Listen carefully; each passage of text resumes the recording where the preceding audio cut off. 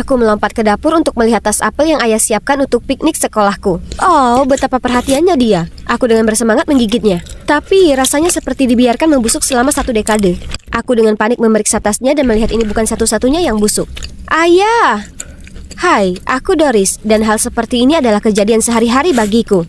Ayahku yang kikuk dan buta warna merupakan 2 faktor yang membuat hidup menarik. Sejak ibu meninggal, aku harus mengawasinya seperti elang. Kalau tidak, dia akan mengacaukan segalanya. Suatu kali dia memanggang seekor kalkun, tapi itu sangat mentah sampai kalkun itu terlihat akan melompat dari piring dan berlarian di rumah. Dan pada ulang tahunku yang terakhir, dia memberiku sepasang sarung tangan berbeda, 1 oranye terang dan 1 hijau neon. Dengan enggan aku mencobanya, terlihat seperti badut, sementara orang-orang tertawa terbahak-bahak. Terlepas dari semua itu, dia tetap seorang ayah yang luar biasa di mataku, seorang seniman super berbakat dengan karya seni yang luar biasa. Asalkan diberi label pada warna cat, dan juga merupakan pendukung besar impianku. Sejak pertama kali dia membantuku berseluncur di danau, aku tahu itulah panggilan hidupku. Jika aku bisa jadi seorang seniman meski aku buta warna, bagaimana beberapa rintangan saja bisa menghentikanmu jadi skater? Bravo, aku pasti akan memberinya nilai 100, kecuali bahwa dia punya satu aturan gila, tidak boleh berkencan sampai aku berusia 18 tahun. Bukannya aku terlalu mikirin cowok, satu-satunya anak laki-laki yang aku ajak bicara adalah tetanggaku, Ben. Dan ayah sepertinya suka dia. Anak itu cukup baik, dia suka menggambar. Seniman adalah orang penuh perhatian, sama sepertiku. Hohoho. Dan sepertinya dia juga tak tertarik pada perempuan. Aku tidak yakin tentang itu, tapi benar kami tidak akan pernah menjadi pasangan.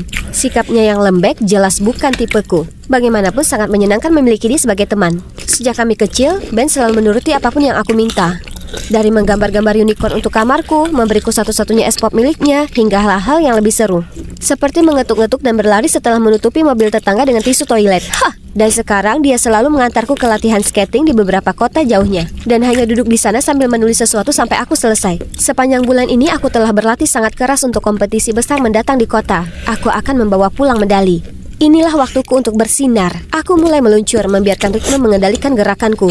Angin dingin yang menyenangkan menerpaku seolah aku sedang terbang. Sudah waktunya untuk lompatan Excel. Aku melompat ke udara seperti bola kapas, tetapi tiba-tiba kehilangan keseimbangan dan terjatuh tertelungkup. Alhasil aku menduduki peringkat 29 dari 30. Ya, namun yang mengejutkan ada satu juri yang memberiku nilai tinggi. Akhirnya seseorang melihat potensiku. Aku berseri-seri ketika pria imut ini mendekatiku. Hai, aku Lukas. Aku cuma mau bilang kalau kamu benar-benar tepat sasaran. Oh, dia orang itu. Aku benar-benar ingin mengenalmu lebih jauh. Bagaimana kalau kita jalan-jalan bersama? Ku bawa ke tempat spesial seperti dirimu bagiku. Ini jelas melanggar peraturan ayah. Tapi astaga, senyumnya yang mematikan membuat perutku mual. Jadi aku akhirnya mengatakan ya. Aku dengan bersemangat memberitahu Ben, tetapi dia menatapku dengan wajah masam. Hei, ayahmu tidak akan senang jika dia mengetahui hal ini. Jangan biarkan dia tahu. Luke adalah seorang ahli sehingga dia dapat membantuku mengasah bakatku. Kamu akan merahasiakan ini ya kan? Jadi inilah kencan pertamaku. Luke sangat manis. Dia memuji seluncur esku dan terus-menerus memberiku tatapan penuh kasih sayang. Makanan kami telah tiba dan enaknya. Selamat makan. Aku dengan anggun mencoba kentang tumbuknya dan langsung merasakan nikmatnya rasa mentega hangat, daun bawang, dan sesuatu yang runcing. Jepit rambut, aku segera berdiri meminta untuk bertemu manajer. Tetapi Luke menghentikanku. Sayang, kamu menemukan hadiah dariku. Lalu dia mengambil jepit rambut itu, menyekanya di bajunya dan memakaikannya di rambutku. Mungkin ini hal yang biasa dilakukan para pria saat berkencan, bukan? Hanya saja acara hadiah miliknya tidak berhenti sampai di situ. Kemudian aku menemukan cincin di steakku, lalu gantungan kunci di saladku. Kamu lucu, sama seperti Lutso ini. Bukankah dia tokoh jahat? Tapi cherry di atasnya adalah tiket film di sandwichku. Look, tentang apa ini? Aku hanya berharap kita bisa terikat saat menonton film bersama. Kamu sangat membencinya? Tidak, aku tidak bermaksud begitu. Pikirkan tentang itu. Itu agak aneh, tapi juga hal termanis yang pernah terjadi padaku. Luke punya cara lucu untuk menunjukkannya, tapi dia membuatku merasa spesial dan pusing dan mungkin jatuh cinta. Sebelum aku bisa berpikir jernih, dia sudah mendekat ke arahku. Aku memejamkan mata dan bersiap untuk ciuman paling romantis yang pernah ada. Tapi kenapa bibirnya begitu keras dan tidak bergerak? Apa itu menu? Dan yang memegangnya adalah ayah?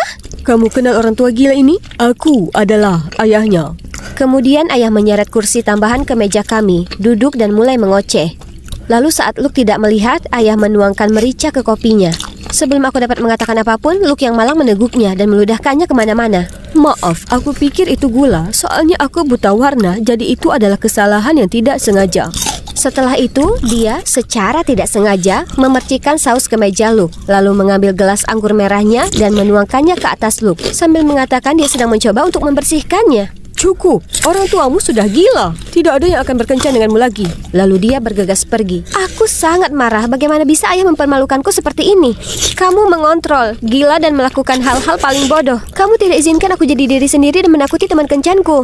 Tak satu pun permintaan maafnya bisa menggugahku. Aku punya hak untuk menentukan pilihanku sendiri tanpa ayah menyela dan bersikap konyol. Jadi aku menggunakan tabunganku, aku pindah dari rumah untuk memulai hidup baruku. Kebebasan ini lebih besar dari luar biasa. Aku bisa berbicara dengan pria manapun dan berkencan sebanyak yang aku mau.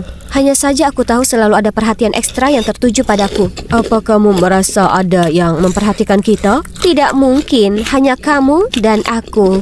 Aku bersenang-senang, mau lakukan lagi? Oh, apa-apaan? Jika ayah mengira dia bisa menghentikanku dengan berbuat macam-macam seperti ini, dia salah besar. Yang terjadi justru sebaliknya. Aku mulai berkencan dengan banyak pria, meskipun aku tidak terlalu menyukai mereka. Senang sekali dimanjakan oleh laki-laki, dan kamarku selalu penuh dengan hadiah mereka. Aku memberitahu Ben semua kisah kencanku, tapi dia hanya mengerutkan kening. Yo, pelan-pelan, kamu mau kencan kilat ke seluruh kota? Men, itu hanya kencan. Bukannya aku setuju menjadi pacar mereka atau apapun. Tapi kamu bahkan tidak mengenal mereka. Atau apa niat mereka? Ayahku tidak memahamiku. Kenapa sekarang kamu terdengar seperti dia? Baiklah, kamu tidak merasa perlu datang ke sini atau memberiku tumpangan atau apapun. Aku bisa berangkat sendiri ke sekolah dan mengajak teman kencanku untuk ikut berlatih mulai besok. Maafkan aku, Doris, lupakan yang aku katakan. Aku mungkin hanya terlalu memikirkan hal-hal lain. Ya, Ben. Bagaimanapun juga dialah orang yang bisa kuandalkan. Bagaimanapun menjadi seorang serial dater dapat menimbulkan masalah. Aku mengacaukan minat Gregory dengan minat Ivan. Aku lupa aku sudah menceritakan kisah lucuku kepada Anton untuk ketiga kalinya. Aku terlambat untuk kencanku dengan Hector karena shiftku sebelumnya dengan Ryan memakan waktu lebih lama dari perkiraanku. Lalu karena sangat lelah karena semua kencan ini, aku tertidur saat makan bersama Christian. Beruntungnya aku, Ben selalu siap membantu. Ada apa? Kamu terlihat capek? Entahlah, berkencan pada awalnya menyenangkan, tapi sekarang aku tidak punya waktu untuk istirahat. Dan sekarang aku bahkan tidak bisa membedakan orang-orang. Hei, apa yang lucu? Tidak ada apa-apa, senang rasanya tidak harus berbagi alfabet kepadamu. Jangan khawatir, kamu satu-satunya B dalam hidupku. Suatu hari sepulang sekolah, sekelompok anak laki-laki mengelilingiku dan mulai menuduhku curang. Hei, aku bukan pacar siapapun, jadi itu tidak tergolong selingkuh. Aku masih jomblo, jadi aku bisa berkencan sebanyak yang aku bisa. Hanya saja kemarahanku sepertinya membuat mereka semakin marah. Saat semua orang ini meneriakiku, seorang polisi mendekat. Tunggu, apakah itu ayah?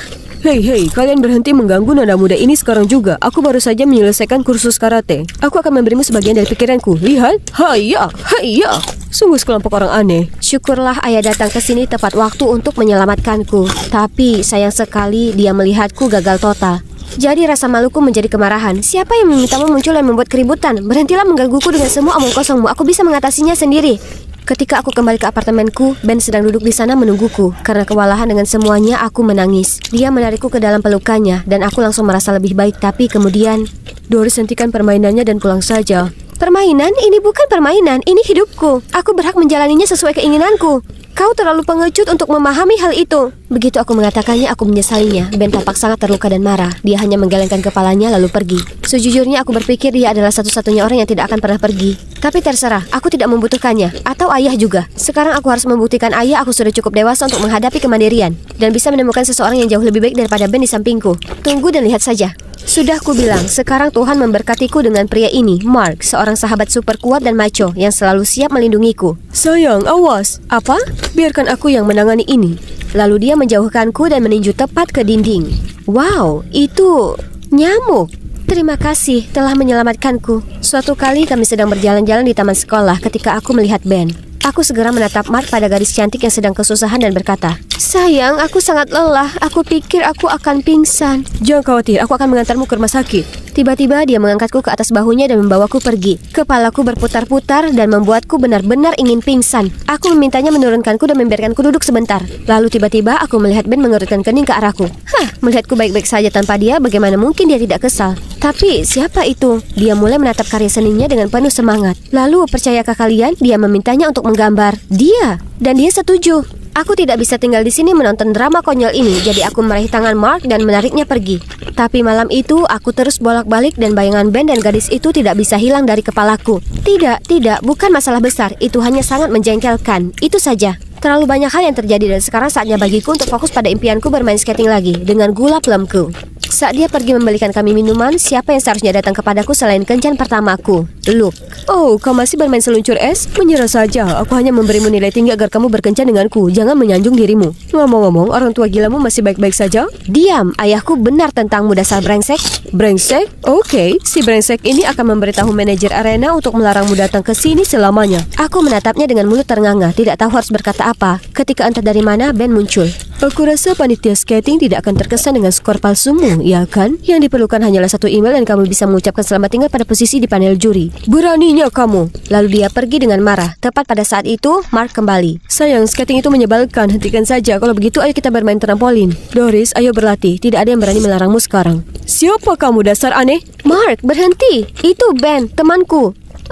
Tidak, cuma seorang kenalan. Doris, jaga dirimu bersama pria itu. Itu bukan urusanmu. Ayo pergi, Mark. Selamat tinggal, pecundang. Keesokan harinya di sekolah, aku melihat Ben bersama gadis itu lagi. Jantungku berdebar-debar dalam kesedihan dan aku bahkan tidak tahu kenapa. Mungkin aku sudah terbiasa dengan Ben di dekatku dan sejujurnya aku sangat merindukannya. Mark segera mengikuti pandanganku ke Ben. Bukankah itu pria dari gelanggang es? Kenapa kamu melongo melihatnya? Dia menerjang ke arah Ben tepat setelahnya. Aku meraih lengannya untuk mencoba menghentikannya, tapi dia malah menarikku ke sudut. Kamu adalah pacarku. Ingat itu.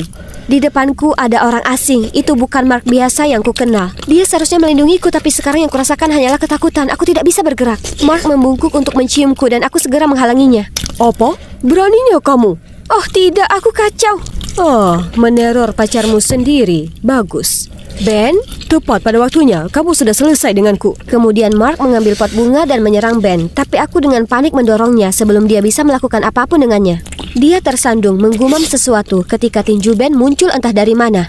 Kamu ingin satu pukulan lagi? Mark mengayunkan tinjunya ke arahnya tetapi kemudian berbalik dan bergegas pergi. Aku menatap Ben dan tidak bisa mempercayai mataku. Dia kuat, protektif, sangat berbeda dengan Ben lembut yang kukenal selama ini. Doris, menurutku sudah waktunya kamu pulang. Pernahkah kamu bertanya-tanya kenapa ayahmu melakukan itu?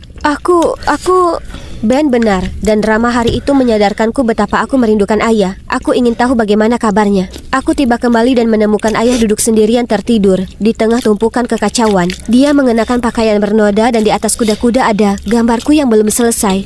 Dengan mata berkaca-kaca, aku berlari ke arahnya dan memeluknya erat. Aku sangat menyesal telah pergi. Kupikir aku akan baik-baik saja sendirian, tapi nyatanya tidak. Aku merindukanmu.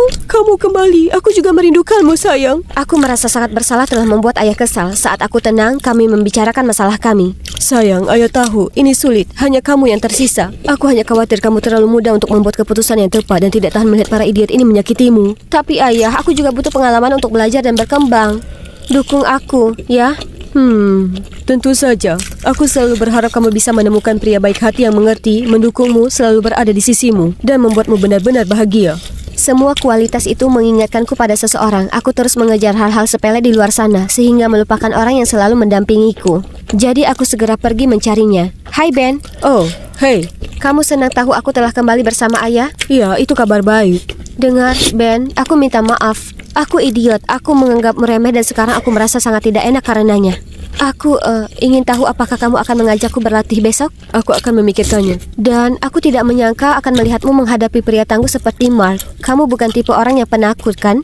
Siapa bilang aku penakut? Aku hanya seperti itu saat bersamamu karena itu membuatmu bahagia. Sebenarnya aku sepenuhnya mampu menjaga diriku sendiri. Dan, kamu